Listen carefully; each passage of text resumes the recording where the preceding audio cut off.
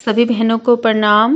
आज हम आपको हरतालिका तीज का व्रत और उनकी कथा सुनाने जा रहे हैं। हरतालिका तीज का व्रत भादो मास की शुक्ल पक्ष की तृतीया को किया जाता है। इस दिन शंकर और पार्वती की बालू की मूर्ति बनाकर पूजन किया जाता है। सुंदर वस्त्रों व कदली स्तंभों से घर को सजाकर नाना प्रकार के मंगल गीतों से रात को जागरण करना चाहिए और कहा जाता है कि इस व्रत को करने वाली स्त्रियां पार्वती के समान सुख पूर्वक पति रमण करके शिवलोक को जाती हैं। तो आइए शुरू करते हैं कथा को। कथा शुरू करने से पहले यदि आपने अभी तक सब्सक्राइब नहीं किया है तो कृपया चैनल को सब्सक्राइब कर दीजिए, जिससे कि साल भर में जितने भी वीडियो आते हैं व्रत और त्योहारों के तो उनकी नोटिफिकेशन आपको मिलते रहें। तो शुरू करते हैं। इस व्रत के महात्म की कथा भगवान शंकर ने पार्वती को उसके पूर्व जन्म का स्मरण कराने हेतु इस प्रकार कही थी। एक बार तुमने हिमालय पर गंगा तट पर अपनी बाल्यावस्था में 12 वर्ष की आयु में अधोमुखी होकर घोर तप किया था। तुम्हारी कठोर तपस्या को देखकर तुम्हारे पिता को बहुत क्लेश होता था। वह तुम्हारी तपस्या से प्रसन्न नहीं थे। एक दिन तुम्हारी तपस्या और पिता के क्लेश के कारण नारद जी तुम्हारे पिता के पास आए और बोले कि विष्णु भगवान आपकी कन्या से विवाह करना चाहते हैं। उन्होंने इस कार्य हेतु मुझे आपके पास भेजा है। तुम्हारे पिता ने विष्णु जी के प्रस्ताव को सहर्ष स्वीकार कर लिया। इसके बाद नारद जी ने विष्णु जी के पास जाकर कहा कि हिमालय राज अपनी पुत्री सती का विवाह आपसे करना चाहते हैं। विष्णु जी भी तुमसे विवाह करने को राजी हो गए। उन्होंने इस कार्य हेतु मुझे आपके पास भेजा है। तुम्हारे पिता ने विष्णु जी के प्रस्ताव को सहर्ष स्वीकार कर लिया। इसके बाद नारद जी ने विष्णु जी के पास जाकर कहा कि हिमालय राज अपनी पुत्री सती का विवाह आपसे करना चाहते हैं। विष्णु जी भी तुमसे विवाह करने को राजी हो गए। नारद जी के जाने के बाद तुम्हारे पिता ने तुम्हें बताया कि तुम्हारा विवाह विष्णु जी से तय कर दिया गया है।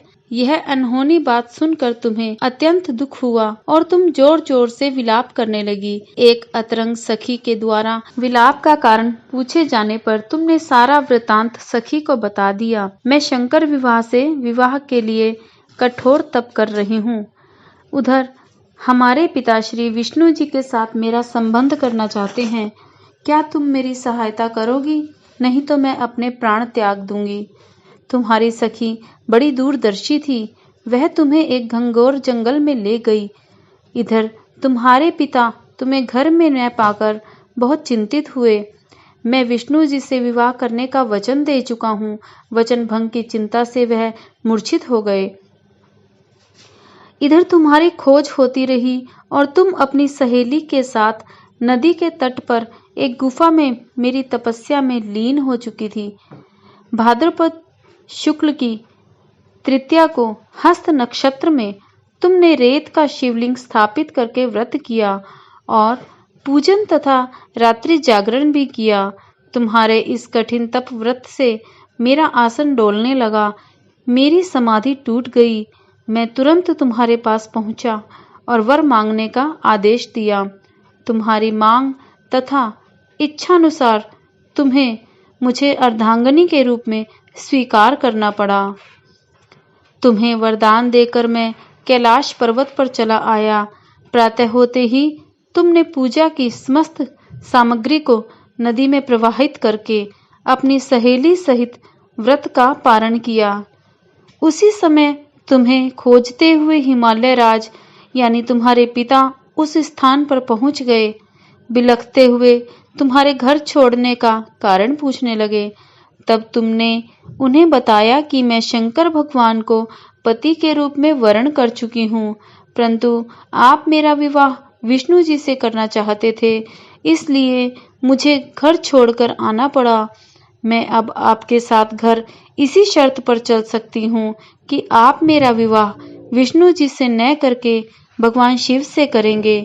गिरिराज तुम्हारी बात मान गए और शास्त्रोक्त विधि द्वारा हम दोनों का विवाह कर दिया गया। इस व्रत को हरतालिका इसलिए कहते हैं कि पार्वती को सखी उसे पिता के घर से घनघोर जंगल में ले गई थी, अर्थात हरण करना, और आलिका अर्थात सखी यानी सहेली, हरतालिका। शंकर जी ने पार्वती जी से यह भी बताया कि जो स्त्री इस व्रत को परम श्रद्धा से करेगी उसे तुम्हारे समान ही अचल सुहाग प्राप्त होगा। तो कथा को ध्यान से सुनने के लिए आपका सबका बहुत बहुत धन्यवाद।